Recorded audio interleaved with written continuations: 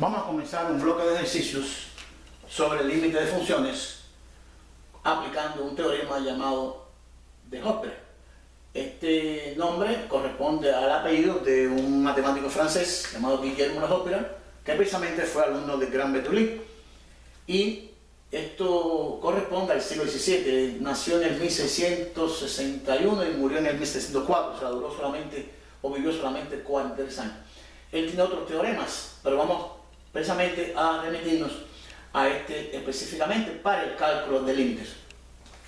Vamos a comenzar por esta expresión. ¿Cuándo vamos a aplicar este teorema de Hopper? Cuando los límites de expresiones algebraicas nos den formas indeterminadas. Después veremos cómo se va a hacer. La primera idea es que esos límites me den formas indeterminadas. Hay muchas formas determinadas. Hemos colocado aquí algunas y le hemos separado en dos grupos. ¿Por qué razón? Si esas formas determinadas nos dieran 0 sobre 0 o infinito sobre infinito, entonces podría aplicar directamente el teorema de Hopper. Ahora, si esas expresiones, esos límites, no me dan 0 sobre 0 o infinito sobre infinito, pero me dan otras formas determinadas, que existen otras. Por ejemplo, hay más, hemos colocado algunas. 0 a la 0, infinito a la 0, 1 a la 0, infinito al infinito, infinito con el infinito. O sea, hay otras expresiones que nos dan formas determinadas. En el caso que nos den una de estas formas determinadas, entonces no podría aplicar directamente el teorema de Hopper. ¿Qué hay que hacer entonces? Estos límites que nos den cualquiera de las formas determinadas, que no sea 0 sobre 0 o infinito sobre infinito, hay que transformarlas. Y precisamente en el bloque de ejercicio vamos a lograr esto. Vamos a dar ejercicios donde aparezcan este tipo de indeterminaciones y veremos en cada caso qué se va a hacer para poder llevar a la forma 0 sobre 0 o infinito sobre infinito para poder aplicar directamente el teorema de Hopper. Con esta información vamos a ver entonces en qué consiste el teorema. El teorema consiste en un límite. Cuando X tiende a C, no hemos especificado quién es C. Puede ser 0, puede ser cualquier número, puede ser infinito. X tiende a C. D, en este caso, puede ser una división, puede ser una multiplicación, puede ser una sustracción, o sea, una expresión de dos funciones. En este caso hemos colocado la forma más común, que es la forma de la división. Y precisamente, ¿qué vamos a hacer primeramente siempre en un límite? En un límite siempre primeramente se va a evaluar, independientemente si aplicamos el teorema de Hopper o no. Siempre en un límite se evalúa primeramente en el punto, en el valor para el cual se aproxima la X, para C. ¿Qué pasa? Vamos primeramente a evaluarla. Evaluamos F en C y G en C. Lo evaluamos. Y supongamos que F en C me dé 0 y G en C me dé 0. O me dé infinito sobre infinito. Entonces, si ocurre una de estas dos variantes, cuando sustituimos el valor al cual se aproxima la variable en la fracción de esas dos funciones, entonces vamos a aplicar de Hopper. ¿Qué dice el teorema? Me dice que el límite, cuando X tiende a C de f en X sobre G en X, si ocurre esto, entonces igual al límite, cuando X tiende a C de la derivada del numerador sobre la derivada del denominador.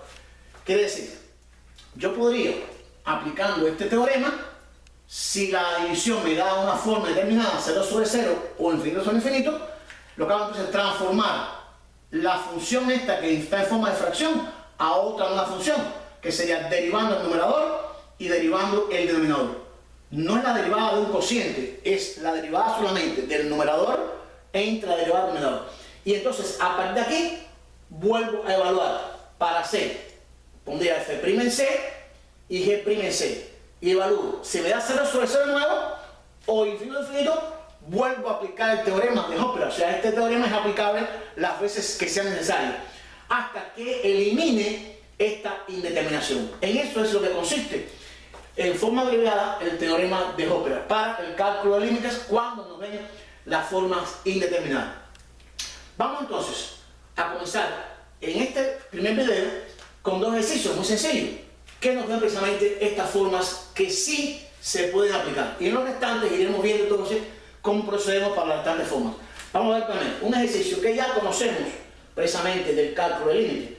Y escribimos límite cuando x tiende a 0 de seno de x sobre x. Recuerden que ese límite precisamente, el límite cuando x tiende a 0 de seno de x sobre x, lo utilizamos como ya una definición, algo conocido en los cálculos de límite, y este límite vale 1.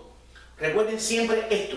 Por lo tanto, podemos decir, este límite vale 1, lo conocemos y lo hemos utilizado en los cálculos de límite, pero ¿cómo lo podemos hacer en el caso que no quiera utilizar la definición directamente? Aplicando precisamente este teorema. Vamos a ver qué pasaría. Primeramente, o sea, el primer paso que sería evaluar. Siempre vamos a evaluar para ver qué sucede.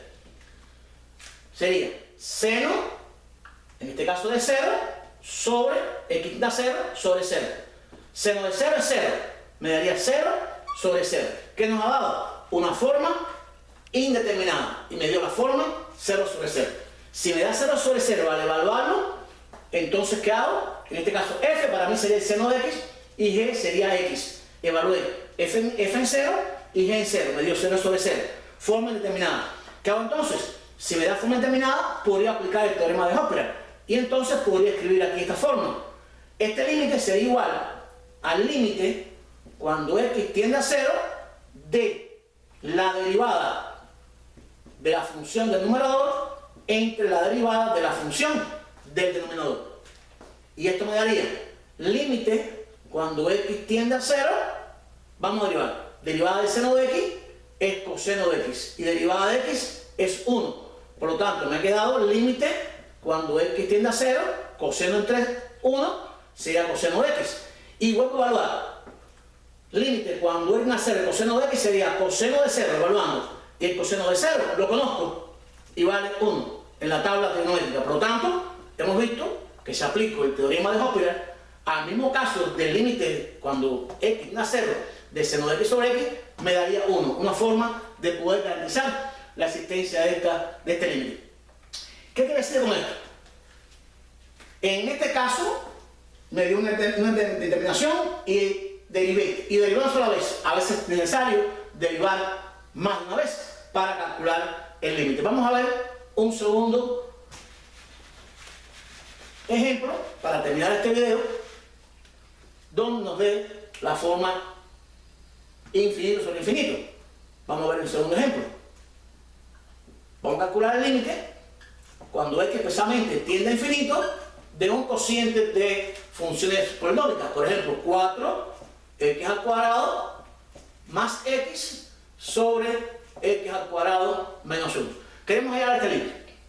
Límite de una fracción en forma polinomial. ¿Qué es lo que hay que hacer? Ante todo, evaluar. ¿Y qué pasa? Vamos a ver. Recuerden que si x está infinito, ¿qué pasaría con x al cuadrado? Aumentaría más todavía. Multiplicado por 4 sería aumentado más todavía. Es decir, que esto tiende a aumentar sobre x al cuadrado. Si x tiene infinito, x al cuadrado tiende a aumentar más todavía. Tiende a infinito. Por lo tanto, este límite nos ha dado una forma indeterminada, las que puedo utilizar para el teorema de Hopper. Infinito sobre infinito. Por lo tanto, podría aplicar entonces el teorema.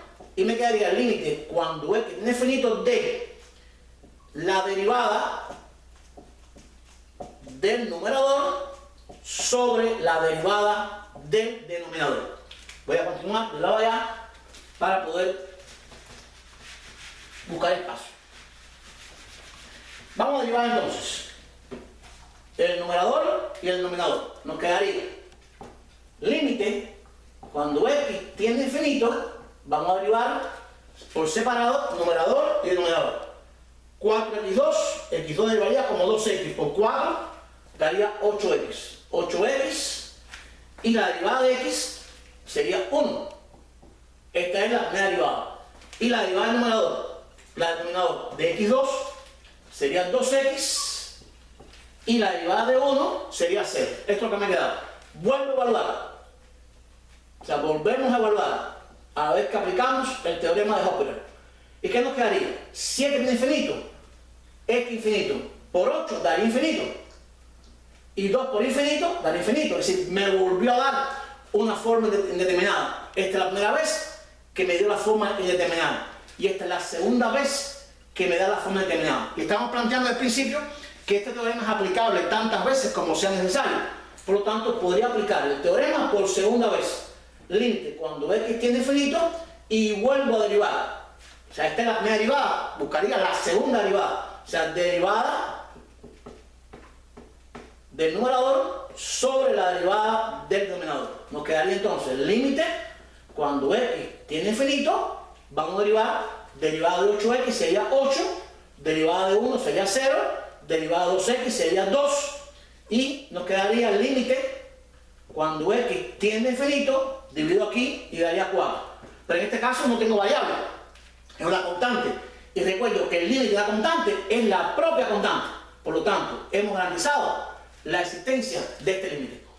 El límite cuando x tiende a infinito de este cociente da 4. Y recuerden por el álgebra, cuando calculamos el límite y los grados o los exponentes de la variable eran iguales, entonces precisamente el límite era el cociente de los coeficientes. Aquí tengo un 1 y 4 entre 1 daría 4. Es decir, estamos aplicando el teorema para el caso número 2, cuando de infinito son infinitos. Bueno, le hemos llevado en este ejercicio, en este video, uno que dio 0 sobre 0 y uno que dé infinito sobre infinito. Vamos después entonces en los próximos videos, que son 15 ejercicios compartidos en varios videos, llevar las distintas formas de las formas determinadas, que no siempre se va a proceder de igual forma para resolverlo.